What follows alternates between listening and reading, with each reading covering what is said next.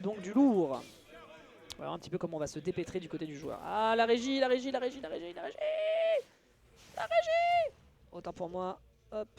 Tac. Et voilà, on peut afficher ensuite la game. C'est compliqué. Hein. Voilà, on est parti.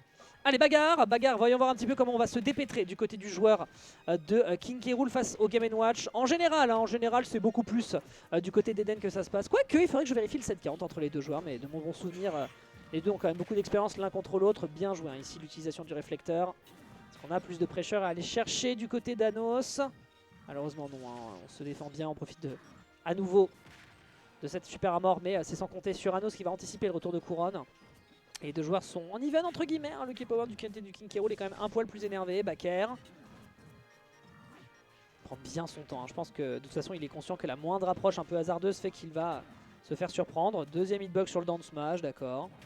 Et derrière on va pouvoir surprendre ensuite sur le up air qui va punir immédiatement le up B un peu gourmand in de la part de Anos. Première ouverture de stock qui est faite, première ça en faveur du joueur. Qu'est-ce qu'il te faut? Oui, bah si tu veux retourner sur une régie classique, oui j'entends. Le temps 2. Tu files? Allez, salut mon bon Kiru. Au revoir le Bruno Kiru. Allez, on enchaîne. Petit forward tilt, malheureusement l'absence de rage qui doit certainement être suffisamment déterminante pour empêcher l'adversaire de revenir. Ouais, écoute, hein, c'est ton régime alimentaire après tout, que veux-tu? Bonne tech. L'air dodge malheureuse. Qui va donc permettre à Anos de trouver le Revenge Kill. On n'a heureusement pas pu le toucher. On se débarrasse du tromblon. Pour un der malheureusement out qui ne fonctionne pas. Et là on a une belle phase d'avantage qu'on pourrait se consolider du côté d'Anos. Malheureusement ça y est, elle est perdue. Petit coup du réflecteur à nouveau. Bucket qui a l'air de bien aider quand même hein, contre la stratégie horizontale.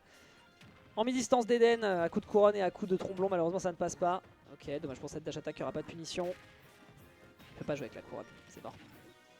100%. C'est pas si énorme, on pourrait rapidement revenir à l'offensive, neutraliser up tilt, peut-être une situation avec un backer qui sera trouvé notamment sur ce match pour ensuite aller chercher directement la deuxième stock adverse. Un pauvre Anos qui est un petit peu dans le bouillon, il faut quand même admettre, là ça n'est pas aussi simple qu'il n'y paraît. Tandis que Red Scipio qui est vraiment l'homme à tout faire ce soir. Salut, je viens accompagner pour le casse histoire que Dex ne se sente pas trop seul. Ça va, je suis dans mon Écoutez, élément. Hop là voilà. Je rappelle que j'ai solo cast toute la soirée d'hier, donc a priori j'ai à peu près 2-3 notions. 154%, c'est pas simple, ça n'est pas simple, faut réussir à trouver le kill, mais c'est difficile. On n'a pas non plus le kill power le plus exceptionnel du côté de Game & Watch. À moins que l'adversaire soit bête et se rend et rentre dans ses commits avec ses smash, mais là sinon, faut revenir, on prend le temps, tu sais que tu meurs pas, t'es à 205. Belle tentative, mais il n'y aura pas de spike.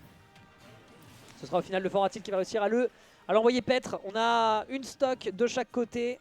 28%, ça n'est pas si énorme pour un Game & Watch. Mais bon, c'est le kill power de King K. Rool quand même. Bah non mais surtout ça, c'est que King K. Rool, déjà il va falloir lui mettre beaucoup plus de pourcents pour aller le chercher, le tuer. Bah il l'a mis à 200 quand même hein, avant de le tuer. Ouais non, ça c'est que King K. Rool c'est compliqué en vrai pour Game & Watch. Parce que le truc c'est qu'il peut pas aller le forcer hors du terrain comme il pourrait le faire sur un Bowser ou un DK. Parce qu'il a quand même une très bonne Rico en vrai. Oui, ouais, son hélice est vraiment frustrante pour la majorité des personnages qui sont forts en ledge trap. C'est ça, donc clairement il peut venir bloquer beaucoup d'options. Son ventre est très fort aussi à ce niveau-là. Il chopera pas le ledge. Ok, premier point qui pour le moment est en faveur d'Eden. Très bon taf qui est proposé de la part du joueur pour le moment de King K. Rool. Je rappelle, hein, les deux joueurs se connaissent extrêmement bien. Anos, ça fait un petit moment qu'on l'a pas vu. Je ne sais pas si cet écart peut-être fait une grande différence. Dans tous les cas, voilà, Eden pour l'instant n'a juste rien lâché. Et oui, tuer un King K. Rool, la tâche n'est pas aisée avec Game & Watch. Après, je crois que d'un point de vue set count, Eden à chaque fois gagne contre un Oui, autre. il gagne. Ouais. Je faudrait que je revérifie, mais je suis quasiment sûr que les maths sont en faveur du joueur de King K. Rool. À très peu de choses. Parce que déjà, je pense qu'en vrai, le match-up est plutôt positif pour lui.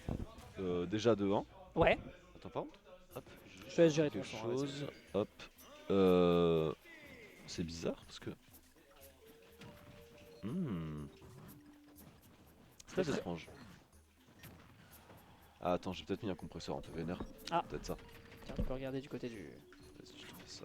Hop. Vas-y, go. Non, t'inquiète pas. Ah oui, il faut peut-être leur mettre la game par contre. La scène. Merde, putain. Je suis con. La scène, voilà, c'est bon. Impeccable. Non, c'est ma faute. On a oublié de retransi. Ça va la roquette, on a fait. Tout à l'heure, compresseur est là, combien? Le seuil des 18 dB, ok. Bon, bref, je me concentre du coup. Qu'est-ce qu'on a sous les yeux? On a du 93 à 69 pour le moment qui est fait. Du côté du Bueno, du sol, de l'unique. King K. Rool qui arrive à se dépêtrer, qui trouve une petite phase sur laquelle on doit revenir sur le bord de stage. Petit ledge guard, enfin petit ledge trap pardon, pour un moment qui n'est pas sécurisé. Ça bouge comme ça peut, la dash attack pour le moment qui n'est pas contenue par le joueur, c'est dommage. C'est vrai ça, la couronne elle remplit le bucket ou pas ou même pas? Non. Même pas, ouais. Non, c'est un projectile physique, du coup c'est un renvoi. Attends, je vais juste régler parce qu'il y a une petite erreur qui avait été faite par la régie. Hop. Voilà. Ah merde, c'est pas le bon. C'est pas le bon. Non, c'était bon. Tac, tac. Voilà, c'est ça. Voilà, nickel. Il n'y avait pas le score d'affiché pour les joueurs. Okay. Il n'y avait pas les infos pour le public. Ok, alors, qu'est-ce que ça donne? Qu'est-ce que ça donne? On a pour l'instant du 140. On va remettre l'adversaire dans la même situation que sur la game précédente. Comment se dépêtrer? Comment survivre? Voilà, mal observé du côté pour le moment du bon Anos, qui n'arrive pas à trouver encore son kill confirme. Philippe Auguste qui va tenter de croquer le croco, mais le croco pour le moment se dépêtre et n'est pas encore en difficulté. On n'a pas encore de kill qui est pris, c'est dur. Et là on est en train de consommer déjà une soixantaine, 80% désormais, full rage, le croco est énervé. Ok, bien vu. On va avoir le vent vraiment qui va venir... en fait elle met beaucoup d'options en vrai de Danos au final. Parce que les bombes ça marche pas. Non. Le backer peut marcher. Oui, tout à fait. Mais les bombes ne marchent pas. J'ai l'impression que le poisson aussi. Ouais, pas plus. Le trailer, tu peux pas faire grand chose. Si jamais c'est pas trou, tu sais que t'as une carcasse qui le protège quand il va faire un air. Donc, ouais. Non, c'est pas simple. Non, il y a vraiment plusieurs boutons de Game & Watch qui ont pas l'air de beaucoup marcher contre King K. Rool. Après, voilà, il trouve un down tilt bien vu. Hein. On rappelle que c'est un des down tilts les plus violents du jeu. Donc, pour le moment, c'est bien fait. On esquive un petit peu l'agression, la dash attack. On fera pas de punition du côté d'Eden. On préférera largement trouver ici une petite situation pour contrer le ledge trap adverse. Mais avec une stock d'avance, enfin non, pas avec une stock d'avance, on est à égalité au niveau des stocks, mais là on aura peut-être l'occasion de faire une ouverture qui irait en faveur du joueur de Game & Watch. Ouais, peut-être, il y a peut-être moyen de venir récupérer justement cette stock. On est à 120%, ça peut aller se chercher, ça peut être compliqué, mais ça peut se faire. Il a failli mourir de la couronne, hein, je tiens à préciser. Oh, non, il serait pas mort. La couronne tue très tard. Ouais, je sais. Hop, ah dommage, encore à nouveau la couverture malheureusement qui n'est pas encore bien installée sur le lit du côté du joueur de Game & Watch. Petite couronne, item play, let's go. Ah dommage. Y'a quoi comme kill move de Game & Watch là? Tu vas avoir le... Forward tilt, down tilt. Ouais. Forward tilt, down tilt, après t'as les smash bien sûr. On revient sur le bord et derrière le down air qui va réussir à toucher de par son disjoint l'hélice. Et ça va réussir à faire la surprise, le spectacle au bon timing, très bien vu. Mais là on a le revenge kill qui est fait correctement du côté d'Eden. C'était tricky, mais on arrive à se dépêtrer alors que c'était vraiment le moment où Anos pouvait justement reprendre l'offensive. Mais cette game 2 pour l'instant a l'air de peut-être s'augurer en faveur du joueur de la team Orbital Chip. Ok, malheureusement il n'y aura pas de Bury. Voilà. Ce ventre il est démoniaque. Ah, et pourtant, ça mange de la charcuterie tous les jours, hein, mais là clairement c'était pas le bon pédigré. Non mais justement il a déjà tout Il a tout bouffé. Il a plus d'espace. Hop. Il essaie de le mettre à la verticale, c'est intéressant, c'est là où il grattera le plus de dégâts, ce qui est logique avec le perso. Oh, petite surprise. Dommage qu'il n'ait pas converti davantage par contre. Quel backer autour de couronne. C'est vraiment le backer couronne qui fait le plus de dégâts du côté d'Anos. C'est fou. Ouais. Mais malheureusement il sait qu'il peut pas convertir plus parce qu'il y a une couronne qui lui revient dessus. C'est des situations un poil tricky, ok, petit renvoi. Bury, c'était bien attendu du côté des Nénins, c'était merveilleusement attendu. Et donc ça sécurise un deuxième point pour le joueur de la team Orbital Chip qui, on le rappelle, 58 éditions qu'il fiche cette première place. Et il est à portée. À minima pour le top 2 sur la grande finale. Il a pas déjà fait un top 1?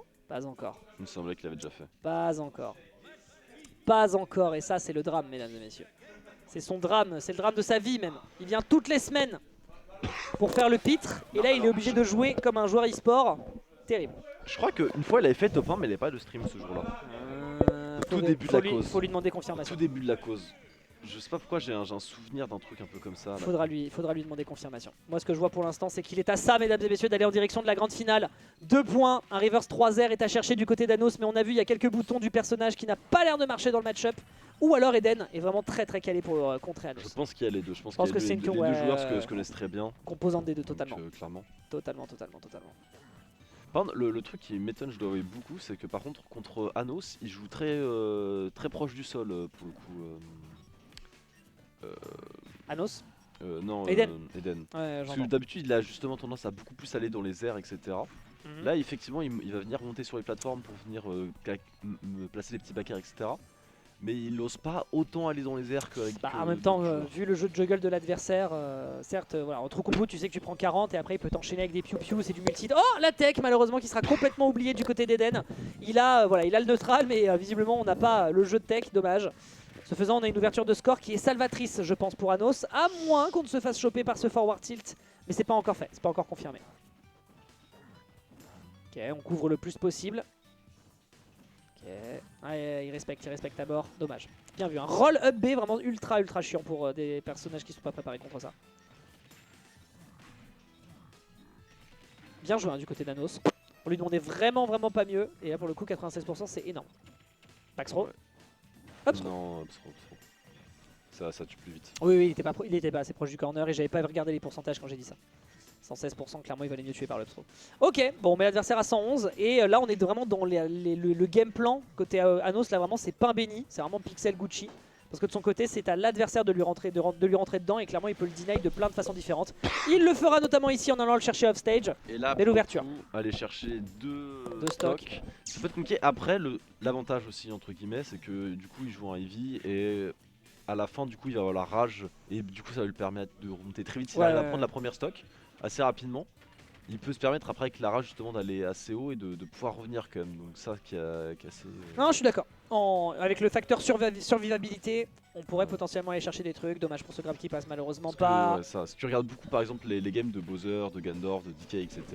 Très souvent les deux premières stocks partent très vite de leur côté et ensuite sur la dernière stock ils durent très longtemps. Oui, ça peut être terriblement dangereux si il trouve le kill et qu'après il a des bonnes phases totalement. Ouais. Très bien vu au niveau de la galop attaque. On a été un peu précipité du côté d'Anos, la gourmandise qui fait la différence. Et là, ouais, du haut de ses 90%, c'est déjà un poil dangereux. Mais voilà, ne t'en mets pas sur le croco. Parce que le croco, quand il s'y met, il a peut-être justement l'occasion, avec de la rage accumulée, de faire des choses gravissimes. Surveillez cette stock. Ça pourrait être le 3-0. Ouais. Ça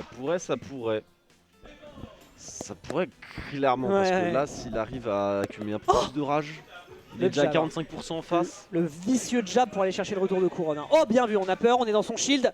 On est effrayé alors qu'il a une tête de pipou. Eden, qu'est-ce que tu fais? Anos, enfin. Ouais, je pense que le...